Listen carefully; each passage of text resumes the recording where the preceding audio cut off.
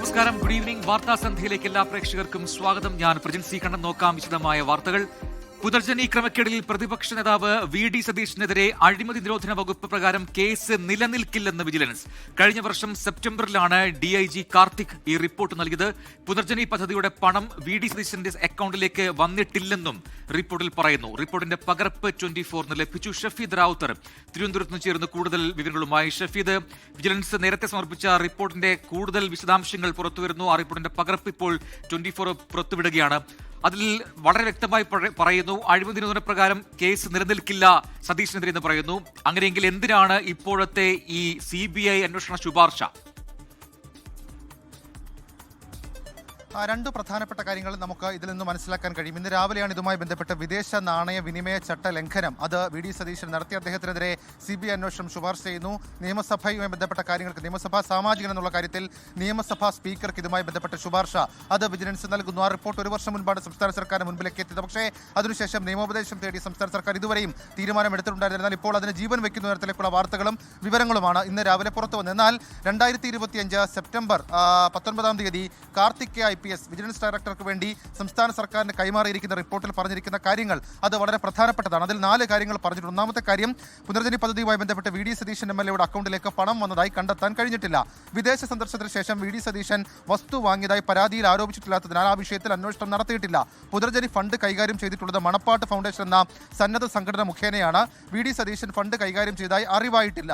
അഴിമതി നിരോധന നിയമപ്രകാരം സെക്ഷൻ 7(7)A എന്നീ വകുപ്പുകൾ പ്രകാരമുള്ള കുറ്റങ്ങൾ വി.ഡി. സതീശൻ ചെയ്തതായി കണ്ടെത്തിയിട്ടില്ല. അപ്പോൾ ഈ അഴിമതി നിരോധന നിയമപ്രകാരമുള്ള കുറ്റങ്ങൾ വി.ഡി. സതീശൻ ചെയ്തുവെന്ന് കണ്ടെത്താൻ കഴിഞ്ഞിട്ടില്ല എന്ന് വിജിലൻസ് തന്നെ പറയുന്നുണ്ട്. അപ്പോഴും അവശേഷിക്കുന്ന ഒരു ചോദ്യം, അതല്ലെങ്കിൽ വിജിലൻസിന്റെ കാര്യത്തിൽ ഒരു ആകുലത, അവരുടെ സാങ്കേതികമായിട്ടുള്ള ആകുലത, ആ FCRA അതായത് വിദേശ നാണയ വിനിമയ ചട്ടലംഘനം അത് നടന്നിട്ടുണ്ട് എന്നവർ പറയുന്നുണ്ട്.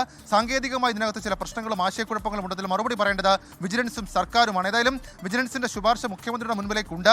ഈ കേന്ദ്ര ഏജൻസികൾ സംസ്ഥാനത്തേക്ക് എത്തുന്നടക്കം LDFന്റെ നിലപാട് അത് വീണ്ടും ഈ രീതിയിൽ പുറത്തേക്ക് വരുമ്പോൾ സ്വാഭാവികമായും അത് രാഷ്ട്രീയമായി വിശദീകരിക്കുക എങ്ങനെയാണ്, നിയമസഭാ തെരഞ്ഞെടുപ്പ് നടക്കാതിരിക്കുന്ന സാഹചര്യത്തിൽ നിന്നൊക്കെയുള്ള ചോദ്യങ്ങളും അത് ഉയരുന്നുണ്ട്. ഏതായാലും നിലവിൽ ഇപ്പോൾ അഴിമതി നിരോധന നിയമപ്രകാരം പ്രതിപക്ഷ നേതാവ് വി.ഡി. സതീശനെതിരെ കേസെടുക്കാൻ കഴിയില്ല എന്ന് വിജിലൻസ് പറയുന്നു. അതേസമയം FCRA വിദേശ നാണയ വിനിമയ ചട്ട ലംഘനം അത് നടന്നിട്ടുണ്ട് എന്നുള്ള വിജിലൻസിന്റെ കണ്ടെത്തൽ, അതിന്റെ റിപ്പോർട്ടിന്റെ പകർപ്പും ഇന്ന് പുറത്തു വന്നിട്ടുണ്ട്. ശരി, ഷഫീദ് റാവുത്തറാണ് വിശദാംശങ്ങൾ നൽകിയത് തിരുവനന്തപുരത്ത് നിന്നും. നിയമസഭാ തെരഞ്ഞെടുപ്പ് അടുത്തിരിക്കെ പ്രതിപക്ഷ നേതാവ് വി.ഡി. സതീശനെ കുരുക്കി വിജിലൻസ് ശുപാർശ. പുനർജനി പദ്ധതിയിൽ CBI അന്വേഷണം വേണമെന്ന് വിജിലൻസ് മുഖ്യമന്ത്രിക്ക് റിപ്പോർട്ട് നൽകി. വിദേശത്തു നിന്നും പണം പിരിച്ചതിൽ FCRA ചട്ടം ലംഘിക്കപ്പെട്ടെന്ന് ഒരു വർഷം മുൻപാണ് വിജിലൻസ് റിപ്പോർട്ട് നൽകിയത്. നിയമപരമായി നിലനിൽക്കുന്ന കേസല്ലെന്നും ഏതന്വേഷണം വന്നാലും കുഴപ്പമില്ല എന്നുമാണ് വി.ഡി. സതീശന്റെ ഈ വിഷയത്തിലെ പ്രതികരണം. ഒരു വർഷം മുൻപാണ് യോഗേഷ് ഗുപ്ത വിജിലൻസ് ഡയറക്ടറായിരിക്കെ ശുപാർശകളടങ്ങിയ റിപ്പോർട്ട് മുഖ്യമന്ത്രിക്ക് കൈമാറുന്നത്. പുനർജനി പദ്ധതിയുടെ പേരിൽ വിദേശത്ത് നിന്നും ഫണ്ട് പിരിച്ചതിൽ FCRA നിയമത്തിന് ലംഘനമുണ്ടെന്നാണ് വിജിലൻസ് കണ്ടെത്തൽ. സ്വകാര്യ സന്ദർശനത്തിനായി കേന്ദ്ര സർക്കാരിൽ നിന്ന് അനുമതി തേടിയ ശേഷം വിദേശത്ത് പോയി ഫണ്ട് സ്വരൂപിച്ചതും അത് കേരളത്തിലെ അക്കൗണ്ടിലേക്ക് എത്തിച്ചതിലും നിയമലംഘനമുണ്ട്. FCRA നിയമം 2010 സെക്ഷൻ 3(2)A പ്രകാരം CBI അന്വേഷണം നടത്തണമെന്നാണ് വിജിലൻസിന്റെ ശുപാർശ. കേരള നിയമസഭയുടെ റൂൾ ഓഫ് പ്രൊസീജിയേഴ്സിലെ അനുബന്ധം 2 റൂൾ 41 പ്രകാരം നിയമസഭാ സാമാജികൻ എന്ന തരത്തിൽ നടത്തിയ നിയമലംഘനത്തിന് സ്പീക്കർ നടപടി സ്വീകരിക്കണമെന്നും വിജിലൻസ് ശുപാർശ ചെയ്തിട്ടുണ്ട്. തനിക്കെതിരെ ഏതന്വേഷണം നടത്തിയാലും കുഴപ്പമില്ലെന്നും രാഷ്ട്രീയമായി നേരിടുമെന്നും വി.ഡി. സതീശൻ. നമ്മൾ ആരും അറിയാത്തൊരു ഫൈൻഡിങ്, ഭയങ്കര കുഴപ്പം പിടിച്ച എന്തെങ്കിലും ഫൈൻഡിങ് ഉണ്ടെങ്കിൽ ME ഗോവിന്ദൻ പറഞ്ഞവരെ CBIക്ക് വിടട്ടെ, CBI അന്വേഷിക്കട്ടെ. ഞാൻ FCRA വകുപ്പിന്റെ ലംഘനം നടത്തിയിട്ടുണ്ടെന്ന് ഒന്ന് പറഞ്ഞേക്ക്. ഞാൻ പേടിച്ചു പോയെന്ന് പറഞ്ഞു, ഇത് കേട്ടിട്ടേ ഞാൻ പേടിച്ചു പോയെന്നും കൂടി ഒന്ന് പറഞ്ഞേക്ക്. മണപ്പാട്ട് ഫൗണ്ടേഷൻ എന്ന പേരിൽ പുനർജനി പദ്ധതിക്കായി ഫൗണ്ടേഷൻ രൂപീകരിച്ചാണ് വിദേശത്ത് നിന്നും പണം സ്വീകരിച്ചതെന്നാണ് വിജിലൻസ് റിപ്പോർട്ടിൽ പറയുന്നത്. UK-യിൽ നിന്നും 19,95,880 രൂപ വിവിധ വ്യക്തികളിൽ നിന്നും സമാഹരിച്ച് മണപ്പാട്ട് ഫൗണ്ടേഷന്റെ അക്കൗണ്ടിലേക്ക് അയച്ചതായും വിജിലൻസ് കണ്ടെത്തലുണ്ട്. UK ആസ്ഥാനമായുള്ള മിഡ്ലാൻഡ് ഇന്റർനാഷണൽ എയ്ഡ് ട്രസ്റ്റ് എന്ന NGO വഴിയാണ് മണപ്പാട്ട് ഫൗണ്ടേഷന്റെ FCRA അക്കൗണ്ടിലേക്ക് പണം അയച്ചത്. UK-യിൽ സംഘടിപ്പിച്ച പരിപാടിയിൽ പങ്കെടുത്തവരോട് പ്രളയബാധിതരായ സ്ത്രീകൾക്ക് പുനരധിവാസത്തിന്റെ ഭാഗമായി നെയ്ത്തുയന്ത്രം വാങ്ങാൻ 500 പൗണ്ട് വീതം നൽകണമെന്ന് വി.ഡി. സതീശൻ അഭ്യർത്ഥിക്കുന്ന വീഡിയോ തെളിവായി പരിശോധിച്ചെന്നും വിജിലൻസ് റിപ്പോർട്ടിൽ പറയുന്നു. വിജിലൻസ് ശുപാർശയിൽ മുഖ്യമന്ത്രിയുടെ നിലപാട് നിർണായകമാകും. 24 തിരുവനന്തപുരം. പ്രതിപക്ഷ നേതാവിനെതിരായ CBI അന്വേഷണ ശുപാർശയ്ക്കെതിരെ ഒറ്റക്കെട്ടായി പ്രതികരിച്ച് കോൺഗ്രസ് നേതൃത്വം. CBIയുടെ പേര് പറഞ്ഞ് വിരട്ടാൻ നോക്കേണ്ടെന്നും കുതന്ത്രങ്ങളെ ഭയക്കുന്നില്ലെന്നുമാണ് നേതാക്കളുടെ പ്രതികരണം. വിജിലൻസ് ശുപാർശയിൽ സർക്കാർ ഉചിതമായ തീരുമാനമെടുക്കുമെന്ന് CPIM സംസ്ഥാന സെക്രട്ടറി MV ഗോവിന്ദൻ പറഞ്ഞു. നിയമപരമായ നടപടികൾ മാത്രമാണ് സർക്കാർ കൈക്കൊള്ളുകയെന്ന് നിയമമന്ത്രി P രാജീവ് വ്യക്തമാക്കി. ശബരിമല സ്വർണ്ണക്കൊള്ളയിലും മുൻ മന്ത്രി ആന്റണി രാജുവിനെതിരായ തൊണ്ടിമുതൽ കേസിലും മുഖം നഷ്ടപ്പെട്ടു നിൽക്കുന്ന LDFന്റെ രാഷ്ട്രീയ പ്രതിരോധമായാണ് പുനർജനി കേസിലെ CBI അന്വേഷണ ശുപാർശയെ UDF നേതൃത്വം കാണുന്നത്. 11 മാസം മുൻപ് വിജിലൻസ് നൽകിയ ശുപാർശ ലക്ഷ്യ ലീഡർഷിപ്പ് സമ്മിറ്റ് തുടങ്ങുന്ന ദിവസം തന്നെ പുറത്തുവന്നത് നിക്ഷിപ്ത താൽപര്യത്തിന് തെളിവായും കോൺഗ്രസ് കാണുന്നു. രാഷ്ട്രീയ ആയുധം എന്നതിനപ്പുറത്ത് കേസിന് ഒരു പ്രസക്തിയുമില്ലെന്നാണ് കോൺഗ്രസ് നേതാക്കളുടെ പ്രതികരണം. ഇതെല്ലാം തെരഞ്ഞെടുപ്പ് വരുമ്പോൾ കാണിക്കുന്ന ഒരു ചെപ്പടി വിദ്യകളല്ലേ, ഇതെല്ലാം ജനം മനസ്സിലാക്കൂലേ, അത്രേ ഉള്ളൂ. കേസിന് ഒരു ഗൗരവവും ഇല്ലെന്നാണ് KPCC നേതൃത്വത്തിന്റെയും നിലപാട്. ഇപ്പോൾ മുഖ്യമന്ത്രി ഏറ്റവും പൊതിഞ്ഞ് സംരക്ഷിച്ച അദ്ദേഹത്തിൻ്റെ മന്ത്രിസഭയിൽ അംഗമായിരുന്ന ഒരു വ്യക്തിക്കെതിരെ കോടതി വിധി വന്നപ്പോൾ LDFന്റെ ഇത്തരത്തിലുള്ള അപജയങ്ങൾ ജനങ്ങളുടെ മുമ്പിൽ തുറന്നു കാട്ടപ്പെട്ടപ്പോൾ അതിനെയൊക്കെ ഒന്ന് വാർത്തയിൽ ഒന്ന് കവർ ചെയ്യാൻ വേണ്ടിയിട്ടുള്ള ഒരു കുതന്ത്രം മാത്രമാണ് ഇത്. ശുപാർശ പുറത്തു വന്ന സമയത്തെ ചൊല്ലിയുള്ള കോൺഗ്രസ് വിമർശനത്തിൽ ലാവ്ലിൻ കേസ് പരാമർശിച്ചായിരുന്നു മന്ത്രി P രാജീവിന്റെ മറുപടി. 2006 ഫെബ്രുവരിയിലാണ് വിജിലൻസ് റിപ്പോർട്ട് നൽകി. ആ റിപ്പോർട്ട് ലാവലിനകത്ത് അഴിമതിയില്ല, അന്നത്തെ വൈദ്യുതി മന്ത്രിയായിരുന്ന പിണറായി വിജയൻ ഉൾപ്പെടെയുള്ള ആളുകൾ ഒരു കുറ്റവും ചെയ്തിട്ടില്ല എന്നാണ് വിജിലൻസ് റിപ്പോർട്ട് നൽകിയത്. ആ വിജിലൻസ് റിപ്പോർട്ട് നിൽക്കുമ്പോഴാണ് തെരഞ്ഞെടുപ്പിൻ്റെ നോട്ടിഫിക്കേഷൻ്റെ തൊട്ട് മുമ്പ് അവർ CBI അന്വേഷണത്തിന് വിട്ടത്. ആ ഓർമ്മ മനസ്സിൽ ഇങ്ങനെ കിടക്കുന്നതുകൊണ്ടായിരിക്കും ഈ ടൈമിംഗ് പറയുന്നത്. വിജിലൻസിന്റെ ശുപാർശയിൽ സർക്കാർ അനുകൂല നിലപാടെടുക്കുമെന്ന സൂചനയാണ് CPIM നേതൃത്വം നൽകുന്നത്. സംസ്ഥാന ഗവൺമെന്റിന്റെ ഒരു പ്രശ്നം മാത്രമല്ല, വിദേശത്തുള്ള പണം അവിടെ പോയി യോഗം ചേരാനും പണം സ്വരൂപിക്കാനൊന്നും ആർക്കും അവകാശമില്ലല്ലോ. അങ്ങനെ വന്ന കാര്യം വെച്ചുകൊണ്ട് എന്താണ് നിയമപരമായ കാര്യം എന്നുള്ളത് ഗവൺമെന്റ് ആലോചിക്കുക മാത്രമേ പറയാൻ പറ്റൂ. 24 തിരുവനന്തപുരം. നിയമസഭാ തെരഞ്ഞെടുപ്പ് ചൂടിലേക്ക് കേരളം.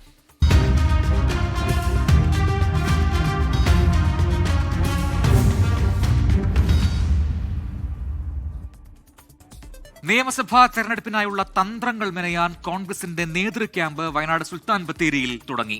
ഭിന്നസ്വരങ്ങൾ ഒഴിവാക്കി അച്ചടക്കത്തോടെ ഒറ്റക്കെട്ടായി തെരഞ്ഞെടുപ്പിലേക്ക് നീങ്ങാൻ ക്യാമ്പിൽ തീരുമാനമെടുക്കും. സ്വയം സ്ഥാനാർത്ഥിത്വം പ്രഖ്യാപിക്കരുതെന്ന് നേതാക്കൾക്ക് AICC general secretary KC Venugopal മുന്നറിയിപ്പ് നൽകി. തദ്ദേശ തെരഞ്ഞെടുപ്പിലെ വലിയ വിജയത്തിന്റെ ആത്മവിശ്വാസവുമായാണ് കോൺഗ്രസ് നേതൃത്വം ബത്തേരിയിലെ ലക്ഷ്യ 2026 ലീഡർഷിപ്പ് സമ്മിറ്റിൽ സംഗമിക്കുന്നത്. നിയമസഭാ തെരഞ്ഞെടുപ്പിന്റെ തന്ത്രങ്ങൾക്ക് രൂപം നൽകുക, തദ്ദേശ തെരഞ്ഞെടുപ്പ് ഫലത്തിന്റെ സമഗ്രമായ അവലോകനം എന്നിവയാണ് ക്യാമ്പിന്റെ അജണ്ട. തർക്കങ്ങളും പ്രശ്നങ്ങളും ഒഴിവാക്കി ഐക്യത്തോടെ തെരഞ്ഞെടുപ്പിനെ നേരിടേണ്ടതിന്റെ ആവശ്യകതയും പ്രാധാന്യവും നേതാക്കളെ ബോധ്യപ്പെടുത്തുകയാണ് ക്യാമ്പിന്റെ ലക്ഷ്യം. അവസരങ്ങളില്ലാതെ ഒറ്റക്കെട്ടായി മുന്നോട്ട് പോയാൽ മാത്രമേ വിജയം എത്തിപ്പിടിക്കാൻ കഴിയൂവെന്ന് നേതാക്കളെ ബോധ്യപ്പെടുത്തും. സ്ഥാനാർത്ഥിത്വവുമായി ബന്ധപ്പെട്ട പ്രതികരണങ്ങൾ നടത്തുന്ന മുതിർന്ന നേതാക്കൾക്ക് മുന്നറിയിപ്പ് നൽകുന്നതായിരുന്നു ക്യാമ്പ് ഉദ്ഘാടനം ചെയ്തുകൊണ്ട് AICC general secretary KC Venugopal നടത്തിയ പ്രസംഗം. പക്ഷെ ഞാൻ പറഞ്ഞു വന്ന പോയിന്റ് അതല്ല, ആ തീരുമാനം വരുന്നതുവരെ നമ്മളാരും ഇന്നയാൾ സ്ഥാനാർത്ഥികളാകും അല്ലെങ്കിൽ ഞാൻ സ്ഥാനാർത്ഥിയാകുന്നില്ല സ്വയം പ്രഖ്യാപനം നടത്തണ്ട എന്നുള്ളതാണ് എനിക്ക് വിനയപൂർവ്വം നമുക്കെല്ലാവരോടും പറയാനായിട്ടുള്ളത്. നമ്മൾ പാർട്ടിയുടെ പ്രഖ്യാപിതമായിട്ടുള്ള സാഹചര്യങ്ങളെ കാത്തിരിക്കുക, അതിനുവേണ്ടി നിൽക്കുക. ലക്ഷ്യ ക്യാമ്പിന് ശേഷം സർക്കാരിനെതിരായ പ്രക്ഷോഭ പരിപാടികളിലേക്ക് കോൺഗ്രസ് കടക്കും. സ്ഥാനാർത്ഥി നിർണയത്തിന് നേതൃത്വം നൽകുന്ന സ്ക്രീനിംഗ് കമ്മിറ്റിയുടെ അധ്യക്ഷനെ നിയമിച്ചു കഴിഞ്ഞു. കമ്മിറ്റി രൂപീകരണം കഴിഞ്ഞാൽ ഇലക്ഷൻ കമ്മിറ്റിയും ചേരും. 20-നകം ആദ്യ പട്ടിക പ്രഖ്യാപിക്കാനാണ് കോൺഗ്രസ് ഒരുങ്ങുന്നത്. നാമനിർദ്ദേശ പത്രിക സമർപ്പണത്തിന്റെ അവസാന ദിവസം വരെ സ്ഥാനാർത്ഥി നിർണയം നീട്ടിക്കൊണ്ടുപോകുന്നതായിരുന്നു കോൺഗ്രസിലെ പഴയ പതിവ്. 10 കൊല്ലത്തെ അധികാരനഷ്ടം കോൺഗ്രസിനെ പുതിയ പല പാഠങ്ങളും പഠിപ്പിക്കുകയാണ്. അതിന് തെളിവാണ് കോൺഗ്രസ് നേതൃ ക്യാമ്പിലെ തീരുമാനങ്ങൾ. സുൽത്താൻ ബത്തേരിയിൽ നിന്ന് അഭിലാഷ് പള്ളിക്കരയ്ക്കൊപ്പം R ശ്രീജിത്ത്, 24. UDF ഘടകകക്ഷികളെ പിണക്കാതെ മുന്നോട്ടു പോകണമെന്ന് വയനാട് സുൽത്താൻ ബത്തേരിയിലെ KPCC നേതൃസംഗമത്തിൽ നേതാക്കൾ. പരമാവധി സമുദായ സംഘടനകളെ കൂടെ നിർത്തണമെന്നും അഭിപ്രായമുയർന്നു. നിയമസഭാ തെരഞ്ഞെടുപ്പിൽ അമിത ആത്മവിശ്വാസം പാടില്ലെന്ന് കേരളത്തിന്റെ ചുമതലയുള്ള AICC general secretary Deepa Das Munshi Lakshya leaders സമ്മിറ്റിൽ പറഞ്ഞു. നിയമസഭാ തെരഞ്ഞെടുപ്പിൽ കോൺഗ്രസ് സ്ഥാനാർത്ഥി നിർണയം സർവേ അടിസ്ഥാനത്തിൽ. കർണാടക ആസ്ഥാനമായ ഏജൻസി എല്ലാ മണ്ഡലങ്ങളിലും സർവേ നടത്തി. വിജയസാധ്യത പട്ടിക ഹൈക്കമാൻഡിന് കൈമാറി. കോൺഗ്രസ് സ്ഥാനാർത്ഥി പ്രഖ്യാപനത്തിനായി കനകോലു ഏർപ്പെടുത്തിയ സ്വകാര്യ ഏജൻസിയുടെ സർവേ റിപ്പോർട്ട് ഹൈക്കമാൻഡിന് കൈമാറിയെന്നതാണ് വിവരം. 3 മാസം മുൻപ് ആരംഭിച്ച സർവേയിൽ 3 അംഗ സംഘങ്ങൾ ഉണ്ടായിരുന്നു. സർവേയുടെ മേൽനോട്ടം നേരിട്ട് നിർവഹിച്ചത് കനകോലുവാണ്. സർവേ ടീം DCC പ്രസിഡന്റുമാരെയാണ് ആദ്യം വന്നു കണ്ടത്. അതിനുശേഷം മണ്ഡലങ്ങളിലേക്ക് ഇറങ്ങി. സാമുദായിക സംഘടനാ നേതാക്കൾ, സാമൂഹ്യ സ്വാധീനമുള്ള പ്രമുഖർ, ഘടകകക്ഷി നേതാക്കൾ, നിക്ഷേപകർ, വ്യവസായ പ്രമുഖർ തുടങ്ങിയവരിൽ നിന്നും അഭിപ്രായങ്ങളും നിർദ്ദേശങ്ങളും സ്വീകരിച്ചു. ഇതിനുശേഷം ചില സാങ്കേതിക വിവരങ്ങൾ കൂടി പരിഗണിച്ചാണ് പട്ടിക തയ്യാറാക്കിയത്. നവമാധ്യമങ്ങളിലും യുവാക്കളിലുമുള്ള സ്വാധീനം ഉൾപ്പെടെ ഇതിൽ ഘടകമായി എന്നാണ് വിവരം. ഈ വിവരങ്ങളെല്ലാം ക്രോഡീകരിച്ച് വിജയസാധ്യത മാത്രം കണക്കാക്കിയുള്ള ഒരു പട്ടികയാണ് ഹൈക്കമാൻഡിന് കൈമാറിയത്. ഓരോ മണ്ഡലത്തിലും ഒരാളുടെ പേര് മാത്രം എന്ന നിലയിൽ പട്ടിക കൈമാറി എന്നതാണ് വിവരം. കഴിഞ്ഞ ദിവസം AICC general secretary KC Venugopal സ്ഥാനാർത്ഥി പട്ടിക കോൺഗ്രസ് ആദ്യം പ്രഖ്യാപിക്കുമെന്നും ഇക്കുറി പ്രശ്നങ്ങളില്ലാതെയായിരിക്കും സ്ഥാനാർത്ഥി പ്രഖ്യാപനമെന്നും 24നോട് പറഞ്ഞിരുന്നു. ഏജൻസിയുടെ പട്ടിക ഹൈക്കമാൻഡിന് കിട്ടിയതിനു ശേഷമാണ് ഇതെന്നാണ് വിവരം. അടുത്ത ദിവസം തന്നെ സ്ക്രീനിംഗ് കമ്മിറ്റി സ്ഥാനാർത്ഥി നിർണയത്തിന് വേണ്ടി യോഗം ചേരും. കനകോലു പട്ടിക പരിഗണിച്ചായിരിക്കും സ്ഥാനാർത്ഥി നിർണയം നടത്തുക. ഇതിനുശേഷം ഹൈക്കമാൻഡ് തന്നെ സ്ഥാനാർത്ഥിയെ പ്രഖ്യാപിക്കുകയും ചെയ്യും. ദീപക് ധർമ്മടം, 24 കോഴിക്കോട്. നിയമസഭാ തെരഞ്ഞെടുപ്പിൽ 30 സ്ഥാനാർത്ഥികളെ നേരത്തെ പ്രഖ്യാപിക്കാൻ BJP. തിരുവനന്തപുരം നേമത്ത് രാജീവ് ചന്ദ്രശേഖറും കഴക്കൂട്ടത്ത് V മുരളീധരനും സീറ്റ് ഉറപ്പിച്ചു. വട്ടിയൂർക്കാവിൽ K സുരേന്ദ്രനും കായംകുളത്ത് ശോഭാ സുരേന്ദ്രനും പരിഗണനയിലുണ്ട്. ഈ മാസം 12 മുതൽ പ്രചാരണം തുടങ്ങാനാണ് ആലോചന. 24 എക്സ്ക്ലൂസീവ്. ഈ മാസം 11-നാണ് കേന്ദ്ര ആഭ്യന്തരമന്ത്രി അമിത്ഷാ തിരുവനന്തപുരത്ത് BJP സംസ്ഥാന നേതൃയോഗത്തിൽ പങ്കെടുക്കുക. അമിത്ഷായുടെ വരവിനു പിന്നാലെ നിയമസഭാ തെരഞ്ഞെടുപ്പ് പ്രചാരണം ആരംഭിക്കാനാണ് BJPയുടെ തീരുമാനം. സംഘടനാ സ്വാധീനവും വോട്ടും വർദ്ധിച്ച 30ഓളം മണ്ഡലങ്ങളിൽ സ്ഥാനാർത്ഥികളെ വളരെ നേരത്തെ പ്രഖ്യാപിച്ച് തെരഞ്ഞെടുപ്പ് കളത്തിൽ സജീവമാകാനാണ് BJPയുടെ ആലോചന. മത്സരിക്കണമെങ്കിൽ ജയസാധ്യതയുള്ള മണ്ഡലം വേണമെന്ന് K സുരേന്ദ്രൻ ആവശ്യപ്പെട്ടതായാണ് വിവരം. വട്ടിയൂർക്കാവോ തൃശൂരോ മത്സരിക്കാനാണ് K സുരേന്ദ്രന് താൽപര്യം. തൃശൂരിൽ MT രമേശും കോഴിക്കോട് നോർത്തിൽ മഹിളാ മോർച്ച സംസ്ഥാന അധ്യക്ഷൻ നവ്യ ഹരിദാസും സ്ഥാനാർത്ഥികളാകാനാണ് സാധ്യത. അങ്ങനെയെങ്കിൽ K സുരേന്ദ്രന് വട്ടിയൂർക്കാവ് നൽകും. BJP സംസ്ഥാന അധ്യക്ഷൻ രാജീവ് ചന്ദ്രശേഖർ നേമത്ത്, കഴക്കൂട്ടം V മുരളീധരൻ, കാട്ടാക്കട PK കൃഷ്ണദാസ് എന്നിവർ സ്ഥാനാർത്ഥികളാകും. പാലക്കാട് പ്രശാന്ത് ശിവനാണ് സാധ്യത. സാമുദായിക സമവാക്യങ്ങളും മറ്റു രാഷ്ട്രീയ സാഹചര്യങ്ങളും കേന്ദ്ര നേതൃത്വത്തിന്റെ തീരുമാനപ്രകാരവുമായിരിക്കും സ്ഥാനാർത്ഥി പട്ടിക അന്തിമമാകുക. തദ്ദേശ തെരഞ്ഞെടുപ്പിൽ ക്രൈസ്തവ ന്യൂനപക്ഷങ്ങളെ ഒപ്പം നിർത്തുന്നതിന് പാർട്ടി ആവിഷ്കരിച്ച ക്രിസ്ത്യൻ ഔട്ട്റീച്ച് സമ്പൂർണ്ണമായി പാളിയെന്ന് BJP കോർ കമ്മിറ്റി യോഗം വിലയിരുത്തി. BJP ക്രിസ്ത്യൻ സ്ഥാനാർത്ഥികളിൽ ജയിച്ചത് 1.3% മാത്രം. സംസ്ഥാനത്താകെ 1926 ക്രൈസ്തവരെ BJP സ്ഥാനാർത്ഥികളാക്കിയെങ്കിലും വിജയിച്ചത് 25 പേർ മാത്രം. 6 ജില്ലകളിൽ ഒറ്റ ക്രൈസ്തവ സ്ഥാനാർത്ഥികളെ പോലും BJPക്ക് ജയിപ്പിക്കാനുമായില്ല. തദ്ദേശ തെരഞ്ഞെടുപ്പിൽ ക്രിസ്ത്യൻ വോട്ടുകൾ ആകർഷിക്കാനായില്ലെന്നു മാത്രമല്ല, ഹിന്ദു വോട്ടുകൾ നഷ്ടമായെന്നും BJP വിലയിരുത്തി. അലക്സ് റാം മുഹമ്മദ്, 24 തിരുവനന്തപുരം. പാലായിൽ ജോസ് കെ മാണി സി കാപ്പൻ മത്സരത്തിന് വീണ്ടും കളമൊരുങ്ങുന്നു. പാലായിൽ ഇത്തവണയും മത്സരിക്കുമെന്ന് മാണി സി കാപ്പനും പാല എന്നും സ്വന്തമെന്ന് ജോസ് കെ മാണിയും പറഞ്ഞു. പാലക്കാട് ജില്ലയിൽ സീറ്റ് വെച്ചുമാറണം എന്ന ആവശ്യത്തിൽ ഉറച്ചു നിൽക്കുകയാണ് മുസ്ലിം ലീഗ്. കേരള കോൺഗ്രസ് എമ്മിന്റെ മുന്നണിമാറ്റ അഭ്യൂഹങ്ങൾ ഒരു വശത്ത് തുടരുമ്പോഴാണ് പാലായിലെ UDF സ്ഥാനാർത്ഥി താൻ തന്നെയാണെന്ന് മാണി സി കാപ്പൻ പ്രഖ്യാപിച്ചത്. ഞാൻ പാലായിൽ മത്സരിക്കാനുണ്ടാവും, അതിന് യാതൊരു തർക്കവുമില്ല. അക്കാര്യത്തില് ജോസ് കെ മാണി വരുവോ വരാതിരിക്കുവോ എനിക്കൊരു വിഷയമില്ല. ജോസ് കെ മാണി തന്നെയാകും LDFനായി കളത്തിലിറങ്ങുക. പാല സ്വന്തമെന്ന് ജോസ് കെ മാണി. പാലായെ സംബന്ധിച്ചോളം പാല നമ്മുടെ സ്വന്തമാണ്. ബാക്കി കാര്യങ്ങൾ പാർട്ടി തീരുമാനിക്കും. പാലായിലെ വികസനത്തെ സംബന്ധിച്ചുള്ള ചർച്ചകളും സജീവമായി. BJP സ്ഥാനാർത്ഥിയായി ഷോൺ ജോർജും പാലായിൽ മത്സരിച്ചേക്കുമെന്ന് സൂചനയുണ്ട്. അങ്ങനെ വന്നാൽ ത്രികോണ മത്സരത്തിലേക്ക് പാല കടക്കും. ഇതിനിടെ പാലക്കാട് ജില്ലയിൽ സീറ്റ് വെച്ചുമാറണമെന്ന ആവശ്യത്തിൽ ഉറച്ചു നിൽക്കുകയാണ് മുസ്ലിം ലീഗ്. കോങ്ങാട് സീറ്റിന് പകരം പട്ടാമ്പി വേണമെന്നാണ് ആവശ്യം. വിജയസാധ്യതയുള്ള ഒരു സീറ്റ് മണ്ണാർക്കാടിന് പുറമെ പാലക്കാട് ഉണ്ടാവണമെന്ന് നമ്മൾ സ്റ്റേറ്റ് കമ്മിറ്റിയോട് ആവശ്യപ്പെട്ടു. തദ്ദേശ തെരഞ്ഞെടുപ്പിൽ മികച്ച മുന്നേറ്റമുണ്ടാക്കിയെന്നാണ് മുസ്ലിം ലീഗിന്റെ അവകാശവാദം. 24 കോട്ടയം, പാലക്കാട്. അട്ടിമറി നടത്തി അമേരിക്ക റാഞ്ചിയ വെനസ്വേലൻ പ്രസിഡന്റ് നിക്കോളാസ് മെഡൂരോയെയും ഭാര്യ സിലിയ ഫ്ലോറസിനെയും ന്യൂയോർക്കിലെ ജയിലിലെത്തിച്ചു. അമേരിക്കയിലേക്ക് ലഹരിമരുന്നും ആയുധങ്ങളും എത്തിച്ചുവെന്ന കുറ്റത്തിനാണ് മെഡൂരോയെ വിചാരണ ചെയ്യുക. ആക്ടിംഗ് പ്രസിഡന്റായി ചുമതലയേൽക്കാൻ വൈസ് പ്രസിഡന്റ് ഡെൽസി റോഡ്രിഗസിനോട് വെനസ്വേലൻ സുപ്രീം കോടതി ആവശ്യപ്പെട്ടു. സൈനിക നടപടിയെ ന്യൂയോർക്ക് മേയർ സൊഹ്റാൻ മംദാനി അപലപിച്ചു. അമേരിക്ക പിടികൂടിയ വെനസ്വേലൻ പ്രസിഡന്റ് നിക്കോളാസ് മഡൂറോയെയും ഭാര്യ സിലിയ ഫ്ലോറൻസിനെയും ഇന്ത്യൻ സമയം ഇന്ന് പുലർച്ചെ 3 മണിയോടെയാണ് ന്യൂയോർക്കിലെ സ്റ്റുവർട്ട് എയർ നാഷണൽ ഗാർഡ് ബേസിലെത്തിച്ചത്. ഇരുവരെയും വൈദ്യപരിശോധനകൾക്ക് വിധേയമാക്കിയ ശേഷം ന്യൂയോർക്ക് സിറ്റിയിലെ ബ്രൂക്ലിനിലെ United States federal administrative detention സെന്ററിലേക്ക് മാറ്റി. ഇരുവരെയും നാളെ മാൻഹട്ടൻ ഫെഡറൽ കോടതിയിൽ ഹാജരാക്കും. അമേരിക്കയിലേക്ക് മയക്കുമരുന്നും ആയുധങ്ങളും എത്തിച്ചുവെന്ന കുറ്റത്തിനാണ് മഡൂറോയെ അമേരിക്കയിൽ കുറ്റവിചാരണ ചെയ്യുക. വെനസ്വേലയിൽ ഭരണമാറ്റം സാധ്യമാകുന്നതുവരെ അമേരിക്ക വെനസ്വേലയുടെ ഭരണം ഏറ്റെടുക്കുമെന്ന് ഇന്നലെ അമേരിക്കൻ പ്രസിഡന്റ് ഡൊണാൾഡ് ട്രംപ് വ്യക്തമാക്കിയിരുന്നു. വെനസ്വേലയുടെ എണ്ണപ്പാടങ്ങൾ പിടിച്ചെടുക്കുമെന്നും എണ്ണ വ്യവസായം പുനഃസ്ഥാപിക്കാൻ അമേരിക്കൻ കമ്പനികളെ നിയമിക്കുമെന്നും ട്രംപ് പറഞ്ഞു. പ്രതിപക്ഷ നേതാവ് മരിയ കൊരീന മച്ചാഡോയ്ക്ക് വെനസ്വേല ഭരിക്കാനാവശ്യമായ പിന്തുണയുണ്ടെന്ന് കരുതുന്നില്ലെന്നും ട്രംപ് വ്യക്തമാക്കി. അതിനിടെ വെനസ്വേലയുടെ ആക്ടിംഗ് പ്രസിഡന്റായി ചുമതലയേൽക്കാൻ വൈസ് പ്രസിഡന്റ് ഡെൽസി റോഡ്രിഗസിന് വെനസ്വേലൻ സുപ്രീം കോടതി നിർദ്ദേശം നൽകി. ഡെൽസിയുടെ നിയമനത്തെ ട്രംപ് പിന്തുണയ്ക്കുമെന്നാണ് റിപ്പോർട്ടുകൾ. അമേരിക്കൻ നടപടികൾ അപകടകരമായ കീഴ്വഴക്കം സൃഷ്ടിച്ചുവെന്ന് UN secretary general Antonio Guterres കുറ്റപ്പെടുത്തി. വിഷയം ചർച്ച ചെയ്യാൻ UN രക്ഷാസമിതി തിങ്കളാഴ്ച ചേരും. International desk 24. വെനസ്വേലയിലെ സാഹചര്യങ്ങളിൽ അതീവ ആശങ്ക രേഖപ്പെടുത്തുകയാണ് ഇന്ത്യ. സ്ഥിതിഗതികൾ സൂക്ഷ്മമായി നിരീക്ഷിച്ചു വരികയാണെന്ന് വിദേശകാര്യ മന്ത്രാലയം വ്യക്തമാക്കി. വിഷയങ്ങൾ ചർച്ചയിലൂടെ പരിഹരിക്കണമെന്നും ഇന്ത്യ അഭ്യർത്ഥിച്ചു. വെനസ്വേലയിലെ US ആക്രമണത്തിലും പ്രസിഡന്റ് നിക്കോളാസ് മെഡൂറോയെയും ഭാര്യയെയും അറസ്റ്റ് ചെയ്തതിലും ഇന്ത്യ അതീവ ആശങ്ക പ്രകടിപ്പിച്ചു. സ്ഥിതിഗതികൾ ഇന്ത്യ സൂക്ഷ്മമായി നിരീക്ഷിച്ചു വരികയാണ്. വെനസ്വേലൻ ജനതയുടെ ക്ഷേമത്തിനും സുരക്ഷയ്ക്കും ഇന്ത്യ പിന്തുണ ആവർത്തിച്ചു. മേഖലയിൽ സമാധാനവും സ്ഥിരതയും ഉറപ്പാക്കുന്നതിന് സംഭാഷണത്തിലൂടെ സമാധാനപരമായ പരിഹാരം തേടാൻ ബന്ധപ്പെട്ട എല്ലാ കക്ഷികളോടും അഭ്യർത്ഥിക്കുന്നതായും വിദേശകാര്യ മന്ത്രാലയം വ്യക്തമാക്കി. കാരക്കസിലെ ഇന്ത്യൻ എംബസി ഇന്ത്യൻ സമൂഹവുമായി ബന്ധപ്പെടുന്നുണ്ടെന്നും സാധ്യമായ എല്ലാ സഹായങ്ങളും നൽകുന്നത് തുടരുമെന്നും വിദേശകാര്യ മന്ത്രാലയം അറിയിച്ചു. നേരത്തെ വിദേശകാര്യ മന്ത്രാലയം ഇന്ത്യൻ പൗരന്മാർക്ക് വെനസ്വേലയിലേക്കുള്ള യാത്ര ഒഴിവാക്കണമെന്ന് മുന്നറിയിപ്പ് നൽകിയിരുന്നു. നിലവിൽ വെനസ്വേലയിലുള്ള ഇന്ത്യക്കാർ അടിയന്തരമല്ലാത്ത യാത്രകൾ ഒഴിവാക്കണമെന്നും കാരക്കസിലെ ഇന്ത്യൻ എംബസിയുമായി ബന്ധപ്പെടണമെന്നും വിദേശകാര്യ മന്ത്രാലയം നിർദ്ദേശിച്ചു. അതേസമയം വെനസ്വേലയിലെ അമേരിക്കൻ നടപടിക്കെതിരെ ഇടതു പാർട്ടികൾ ഡൽഹി ജന്തർ മന്ദറിൽ പ്രതിഷേധിച്ചു.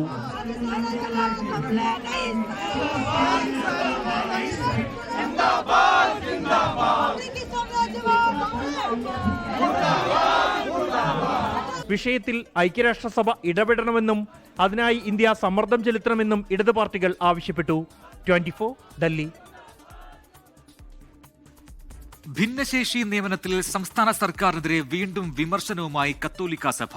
വാഗ്ദാനങ്ങൾ തന്നതല്ലാതെ സർക്കാർ ഒരു ഇടപെടൽ നടത്തിയിട്ടില്ലെന്ന് സിറോ മലബാർ സഭ ചങ്ങനാശ്ശേരി അതിരൂപത ആർച്ച് ബിഷപ്പ് മാർ തോമസ് തറയിൽ കുറ്റപ്പെടുത്തി.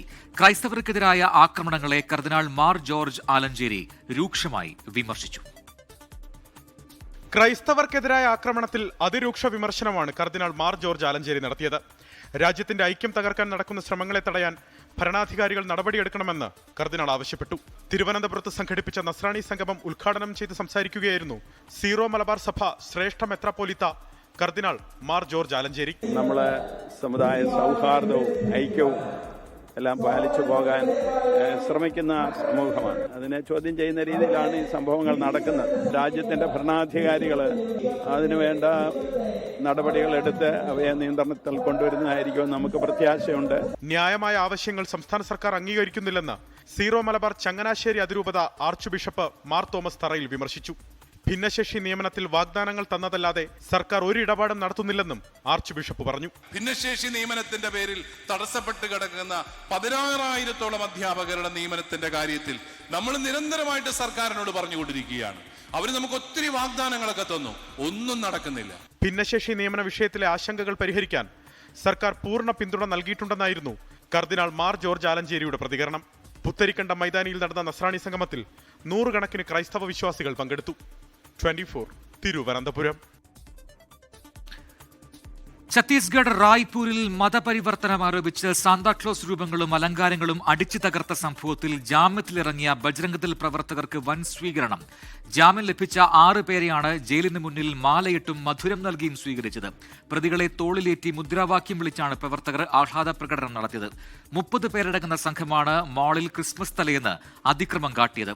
6 പേരെ പ്രതിയാക്കി പോലീസ് രജിസ്റ്റർ ചെയ്ത കേസിൽ ജാമ്യം ലഭിച്ചതിന് പിന്നാലെയാണ് സ്വീകരണം. നടപടിക്കെതിരെ കോൺഗ്രസ് രൂക്ഷ വിമർശനമാണ് ഉന്നയിക്കുന്നത്. SNDP യോഗം ജനറൽ സെക്രട്ടറി വെള്ളാപ്പള്ളി നടേശനെതിരെ മുസ്ലിം ജമാഅത്ത്. കേരളത്തിന്റെ മതസൗഹാർദ്ദം തകർക്കാൻ വെള്ളാപ്പള്ളി നടേശൻ ശ്രമിക്കുകയാണെന്നും സർക്കാർ നടപടി സ്വീകരിക്കണമെന്നും മുസ്ലിം ജമാഅത്ത് ജനറൽ സെക്രട്ടറി ഖലീൽ ബുഖാരി പറഞ്ഞു. മുസ്ലിം ജമാഅത്ത് ജനറൽ സെക്രട്ടറി ഖലീൽ ബുഖാരി തങ്ങളാണ് SNDP യോഗം ജനറൽ സെക്രട്ടറി വെള്ളാപ്പള്ളി നടേശനെതിരെ രൂക്ഷ വിമർശനം ഉന്നയിച്ചത്. വെള്ളാപ്പള്ളി നടേശൻ കേരളത്തിന്റെ സൽപ്പേര് ഇല്ലാതാക്കുകയാണെന്നും വർഗീയതയും വിഭാഗീയതയും ഇല്ലാതാക്കാൻ സർക്കാർ നടപടിയെടുക്കണമെന്നും ഖലീൽ ബുഖാരി തങ്ങൾ ആവശ്യപ്പെട്ടു. ക്രമസമാധാന പ്രശ്നമുണ്ടാക്കുന്നതാണ് വെള്ളാപ്പള്ളി നടേശന്റെ പ്രസ്താവനയെന്നും ഖലീൽ ബുഖാരി തങ്ങൾ പറഞ്ഞു. അതിനിടെ വെള്ളാപ്പള്ളി നടേശനുമായി BJP നേതാവ് പ്രകാശ് ജാവദേക്കർ കൂടിക്കാഴ്ച നടത്തി. കണിച്ചുകുളങ്ങരയിലെ വീട്ടിലെത്തിയായിരുന്നു കൂടിക്കാഴ്ച. വ്യക്തിപരമായ കൂടിക്കാഴ്ചയാണെന്നും രാഷ്ട്രീയം ചർച്ചയായില്ലെന്നും പ്രകാശ് ജാവദേക്കർ പറഞ്ഞു. We had always good pleasant talks, family talks also, and therefore nothing political practically. Vellappally നടേശന്റെ വിവാദ പ്രസ്താവനയിൽ രാഷ്ട്രീയ വിവാദം കൊഴുക്കുമ്പോൾ ജാവദേക്കറിന്റെ സന്ദർശനത്തിനും രാഷ്ട്രീയ പ്രാധാന്യമുണ്ട്. Political desk 24.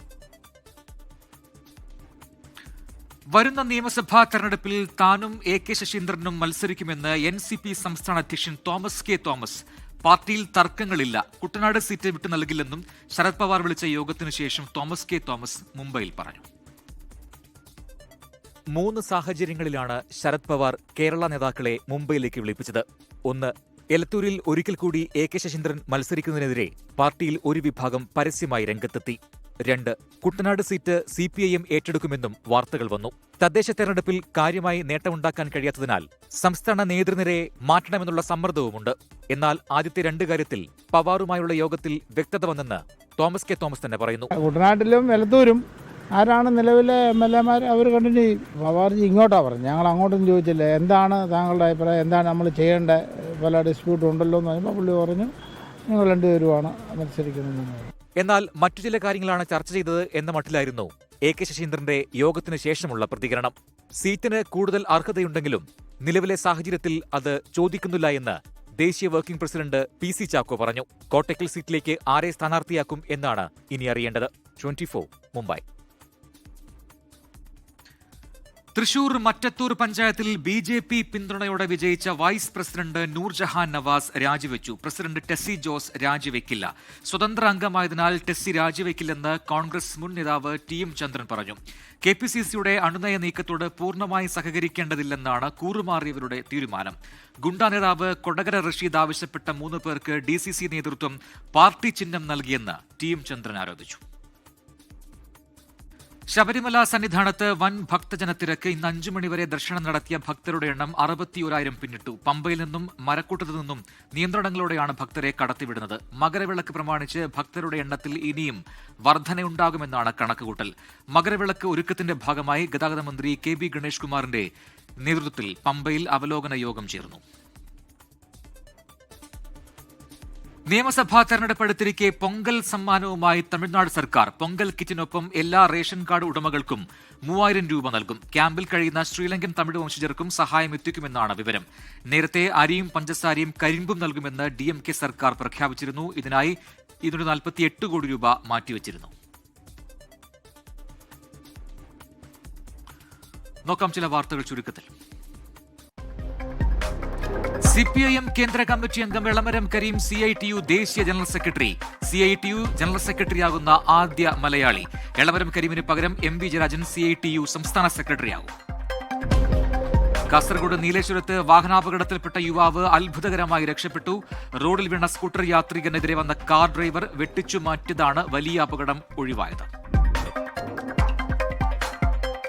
കലുങ്ക് സംവാദ പരിപാടിയിൽ കേന്ദ്രമന്ത്രി സുരേഷ് ഗോപി അപേക്ഷ നിരസിച്ച തൃശൂർ പുള്ളു സ്വദേശി കൊച്ചുവേലായുധന്റെ വീടെന്ന സ്വപ്നം യാഥാർത്ഥ്യമായി. CPIM ഏറ്റെടുത്ത് നിർമ്മിച്ച വീട് CPIM സംസ്ഥാന സെക്രട്ടറി MV ഗോവിന്ദൻ കൈമാറി. തമിഴ്നാട് മുഖ്യമന്ത്രി MK സ്റ്റാലിനെ പുകഴ്ത്തി നടൻ രജനീകാന്ത്. സ്റ്റാലിൻ സ്നേഹവും മനസ്സാക്ഷിയുമുള്ള രാഷ്ട്രീയക്കാരൻ എന്ന് പ്രശംസ. പശ്ചിമബംഗാളിൽ തെരഞ്ഞെടുപ്പ് കമ്മീഷൻ നിരീക്ഷകന്റെ വാഹനത്തിന് നേരെ ഉണ്ടായ ആക്രമണത്തിൽ റിപ്പോർട്ട് തേടി കേന്ദ്ര തെരഞ്ഞെടുപ്പ് കമ്മീഷൻ. ജനുവരി 6-നുള്ളിൽ റിപ്പോർട്ട് നൽകണം എന്ന നിർദ്ദേശം. രാഹുൽ ഈശ്വർ ജാമ്യവ്യവസ്ഥ ലംഘിച്ചുവെന്ന പരാതിയുമായി രാഹുൽ മാങ്കുട്ടത്തിനെതിരായ പീഡനക്കേസിലെ അതിജീവിത ജാമ്യം റദ്ദാക്കണമെന്ന ആവശ്യം. പ്രത്യേക അന്വേഷണ സംഘത്തിന് നൽകിയ പരാതി പോലീസിന് കൈമാറി.